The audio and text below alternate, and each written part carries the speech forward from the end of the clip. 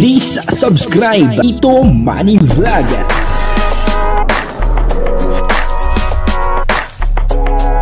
Payagan po si Tito Manny Vlog na mag-reactor para pambiling gamot sa kanya pong karamdaman. Wala man siyang records ng ng awayan. Marami po ang naghahanap doon po sa cellphone na ibinigay ni Kalinga Prab dito sa tatlong dalagang mahihain. Yung kay Chris, madalas nakikita po natin ay dala-dala ni Chris. Pero yung kay Bea at sa kay Melissa ay hindi po natin nakikita, At ngayon ay alam na po natin kung sino po ang gumagamit. At ang isa pa ay meron pong naaktuhan. Itong si Raizen, doon mismo sa bahay ng tatlong dalagang mahihain. Papanoorin po natin yung video at bibigyan po natin ng konting reaction. Pero bago po yan, ako muna po ay bumabati sa inyong lahat ng magandang umaga, magandang tanghali at magandang gabi sa inyong lahat mga kapatid. Kung saan man kayo ng panig ng mundo naroon ngayon ay mag-iingat kayo palagi at pagpalain kayo ng ating Panginoon. Maraming salamat din po sa patuloy na tumatangkilik sa aking YouTube channel at nanonood sa aking video reaction. Patuloy lang po natin supportahan sila, Kuya Bal Santos Matubang, Kalinga Prab, Ate Edna Vlog, Jack Tapia at yung mga kasamahan ko po sa Karepa. Ganun din po yung Team Views at Kalinga Partner na charity vlogger. Ito po yung video na kung saan ay alam na natin kung sino po ang gumagamit ng cellphone. At dito sa bahay nila ay merong naaktuhan. Itong si Raizen, At ang kabuuan po ng video ito ay makapanood po natin sa YouTube channel ni Kalinga Prab. Hello Nay, magandang umaga. Sipag ni Sipag ni Chris eh. Bea. Nay, pinapasundo pa kayo ni Kalinga Prab. Bakit po? Ma-church daw po kayo dun sa simbahan nila. Wala pong tao. Walang maiiwan. Sinong pwedeng maiwan? Walang Wala pong maiwan? Ikaw na lang maiwan ay?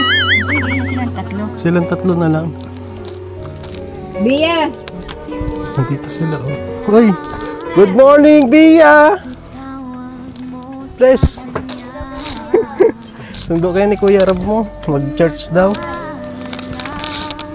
Chris, masama ka, Chris? Masama ka? Tara na, magbihis ka na. Mag-church daw tayo. Ayan guys, sunduin natin. Buti na lang at nandito silang lahat. Kaso wala daw maiiwan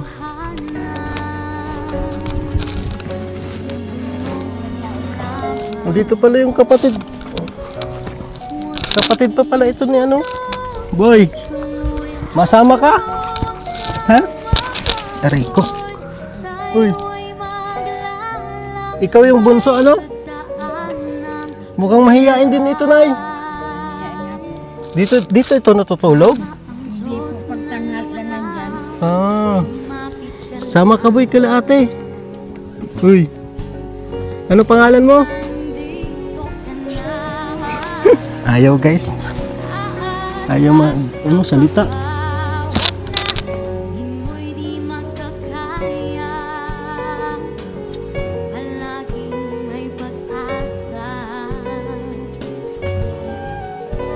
Nay, mapunta na po kami. Hatid na lang po namin mamaya. Opo, sige po.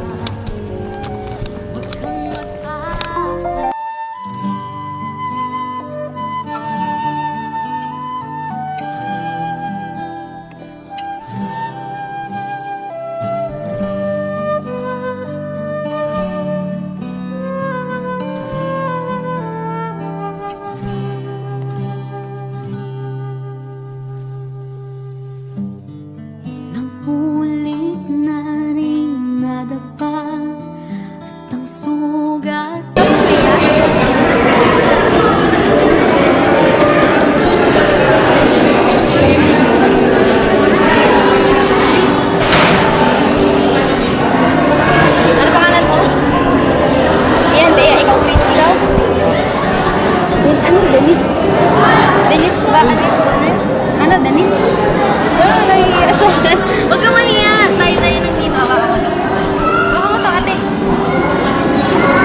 Nahihiya siya. Nahihiya ka? Ilalagay ko siya. Angels din ako ni Kuya Rab. Bali, beneficiary niya din ako pinapaaral niya.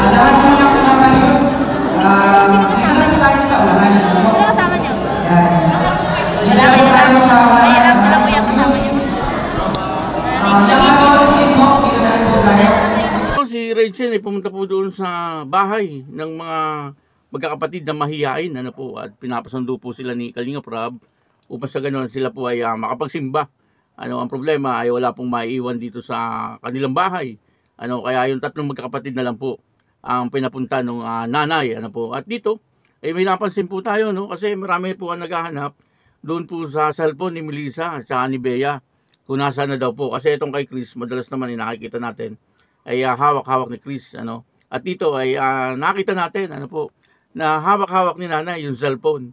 Ibig sabihin ay ginagamit ni nanay yung cellphone. Wala naman pong problema sa ganon, kasi siyempre nanay naman po nila yon. At ang isa pa, baka naglilibang-libang din si nanay, ano, nanunood, ano po, kasi siyempre doon ay talagang nakaka-boring, ano. Wala pong TV, walang radyo, ano, at baka ginagawa ni nanay na radyo yung cellphone, ano, kaya gamit-gamit niya.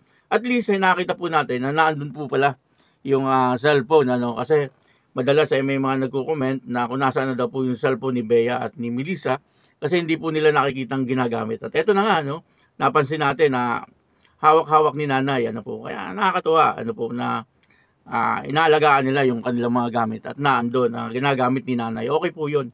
Ano, at isa pa po rito ay may naaktuhan. Etong si Raizen, ano, yung bunsong kapatid po nila, ano, naandun at nilapitan po ni Raizen. Ano, kumbaga hindi po siya nakaalis kaagad. Kasi umaalis po ito kaagad pagka po dumadating sila. At kinausap po ni Raizen, ano, yun na, ano, ito pong bunso nilang kapatid na lalaki, may problema din, ano, sa pakikipagharap sa tao. Ano, kung paano po yung tatlong dalaga, ganun din po itong kapatid nilang bunso, ano, at masyado rin po itong mahiyain, ano po. Sana ay maasikaso din, ano po, itong bunsong kapatid ng tatlong dalagang mahiyain, ano. Sa tingin ko, ito po ay nasa edad na rin, ano, mga 9 to 10 years old siguro ang edad nito, ano, at maaaring ito ay talagang pwede nang mag-aral, ha.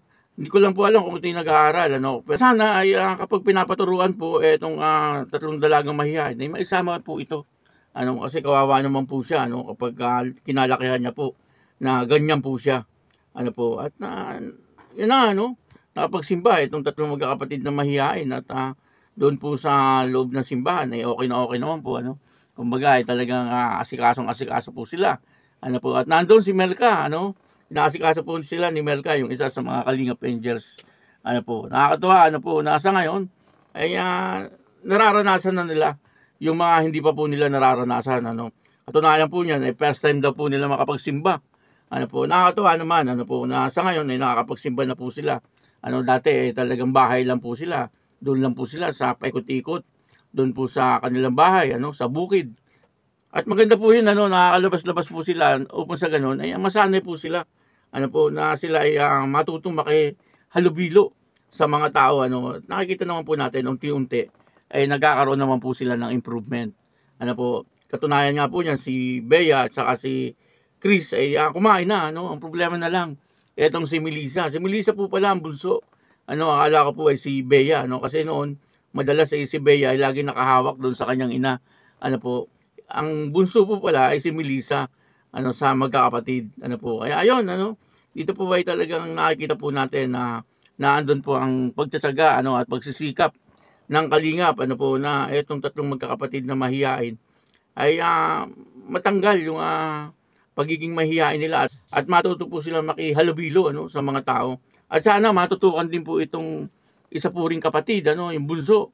Ano po, kung ano man yung ginagawa ng tatlong dalagang mahihain, sana maisama rin po itong bunsong kapatid, ano, nang sa ganun ay magkaroon din po siya ng improvement.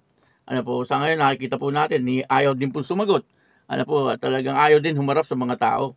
Ano, kaya kailangan po nito habang bata pa, ayan, maturuan na po. Ano po. Kaya yun, ano, maraming salamat po sa inyo lahat. At ako po si Tito Manny Vlog na nagsasabing God bless you all. Diyos mabalos.